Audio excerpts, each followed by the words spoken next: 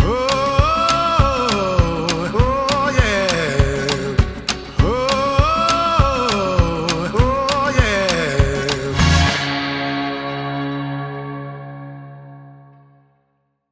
Hey guys, it's Emily, the controversial mom. And in case you missed it, earlier this week I joined Phil on air to talk about the recent things going on in our federal government.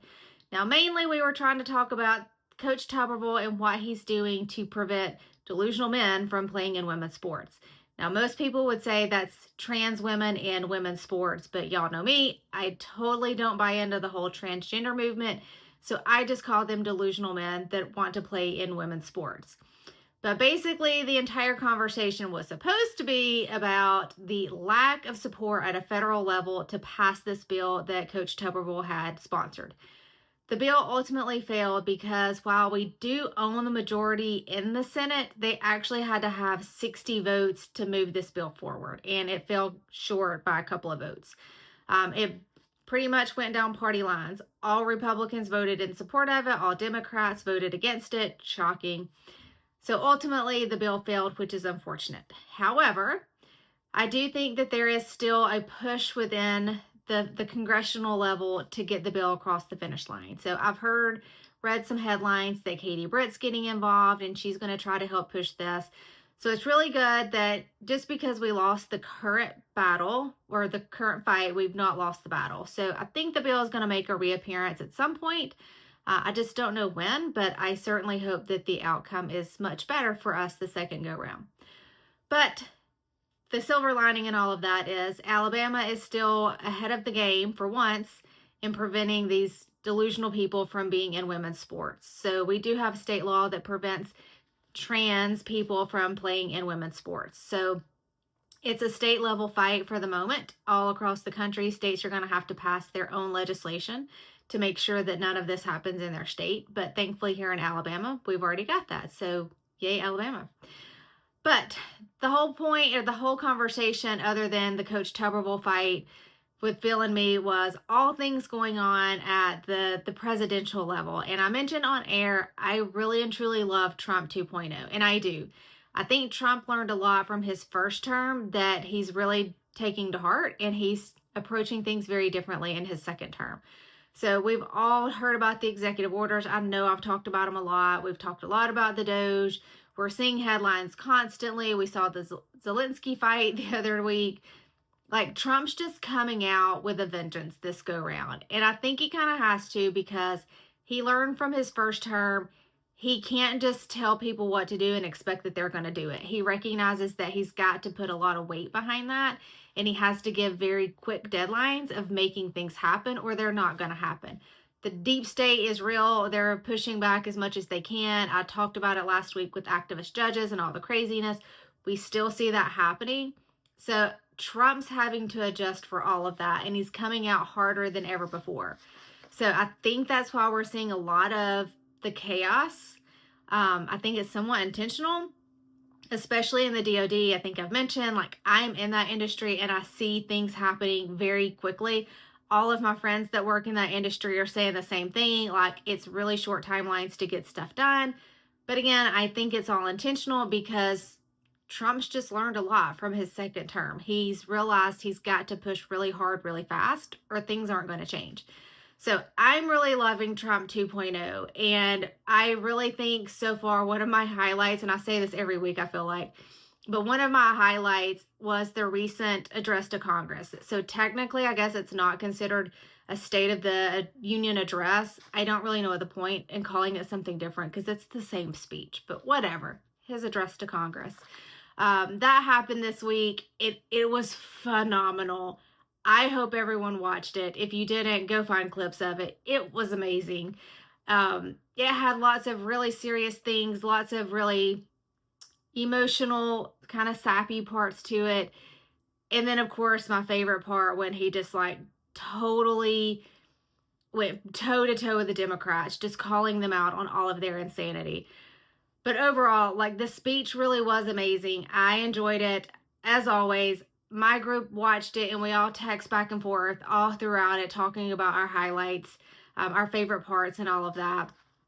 And that's really what I wanted to talk about today, is just kind of walk through all the amazing parts of his speech. He did some really great things. I think that Trump is really harsh, and he is a total bulldog, and he's a bully and all the things that people hate. And that definitely came out in the speech. But I think some of the things we fail to see are the more softer parts of Trump. And that was some of the stuff that came out in his speech this week. So we've all heard about Laken Riley and the horrific situation with her death and all the trauma that her family still goes through. And Trump continues to call attention to her and really just honor her and what she stood for. So again, in his address, he recognized Laken Riley, her family, everyone that she left behind, and what he's doing to prevent that from ever happening again in our country. I love that he keeps doing these things because, one, we need to remember Laken and all the amazing things that she stood for. We need to remember that illegal immigration is leading to the death of Americans all across our country, and it has to stop. Mass deportations must happen.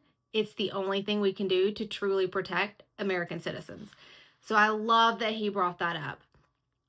He also recognized a lady by the name of January, and I cannot remember her last name, but she is a mom who had a child in public school system, and the school was transitioning her daughter without her knowledge. Side note, she's also a member of Moms for Liberty, so there's like an added bonus in why I love this story. But I just think it was really good that Trump recognized her, because it reminds people and it forces people to acknowledge this indoctrination, this transitioning stuff is happening in public schools. It's not some made up crazy right wing conspiracy. It is happening, and it is happening in our country. Thank God it's not happening in Alabama that I know of, but it's still out there. It can happen. So I love that Trump recognized January for fighting as a mother and getting in there to protect her child. But I also love that he brought awareness to the situation. And then, of course, he recognized DJ, and same, like, I can't remember his last name, but he's the 13-year-old boy who's suffered from cancer for, I don't even know how many years now. But he's been honored by numerous law enforcement agencies all across the country, and Trump designated him an honorary Secret Service agent. And it was just really sweet. I mean, it was very kind to do that for him, but the child's reaction, like, he jumps into the arms of the Secret Service agent that, deputized him, whatever the right term is. It was just super sweet. I mean, I'm not a crier, I'm not an overly emotional person, but I was moved like almost to tears watching that. It truly was just precious. So I love that Trump brought all of these pieces into his speech because, again, it just humanizes him.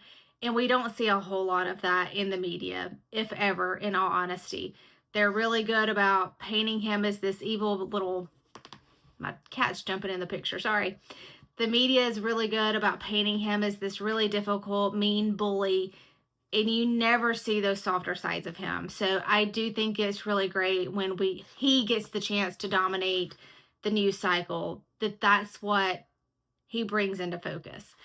So those were all really great things, and I loved it. However, none of those were my favorite.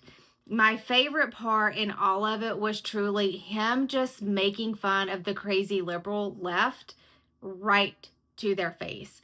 There were numerous things that he did throughout the entire speech. One of my favorites was him. I can't even remember what he was talking about, in all honesty, but whatever it was, Elizabeth Warren completely disagreed with, and she was shaking her head. She was doing this and looking down the whole time, just completely disagreeing with Trump. And he calls her out on it. He doesn't just call her out and say, like, Elizabeth Warren doesn't like that. He calls her Pocahontas. In the middle of his speech to the country, he refers to Elizabeth Warren as Pocahontas. I thought I was going to die laughing. It was great. And she's just looking at her phone, shaking her head. Nope, that's right. I don't agree. It was just great. I loved it. The other funny thing was Representative Al Green getting escorted out. The guy's a little cuckoo, He's not a little, he's a lot. But he's standing there shaking his cane at Trump, and I can't even remember what he was yelling. Something about defunding Social Security and Medicaid, none of which Trump was even talking about. So I don't know why he even brought it up. But anyways, he got escorted out. It was great. I mean, he was furious. He's out in the lobby area just screaming about, how Trump's a tyrannical dictator and all this. And then, of course, the next day he's talking about how he's filing articles of impeachment because Trump is uncivil. He's going to impeach him because Trump is uncivil. So it's just really been funny to watch. There were so many other things that Trump talked about, just making fun of the left and Democrats, and really the underlying message. And he said it was that it doesn't matter what he does, Democrats are never going to be happy with anything that he says or does. And he's right. He went through a long list of things that he's working towards and pushing, and they sat there silent the whole time. I mean, you've got a child with cancer that's surviving well beyond what they ever predicted, and the left just sits there and won't even clap to acknowledge the child. So Trump's very right. It doesn't matter what he says or does, the left is never going to support him or appreciate him, or even acknowledge that he's doing really great things. And it's really sad that we can be doing such wonderful stuff for our country, and that entire left, the entire party, just they have such hatred for Trump that they'll never acknowledge the good that anyone in the Republican Party is doing or on the right is doing.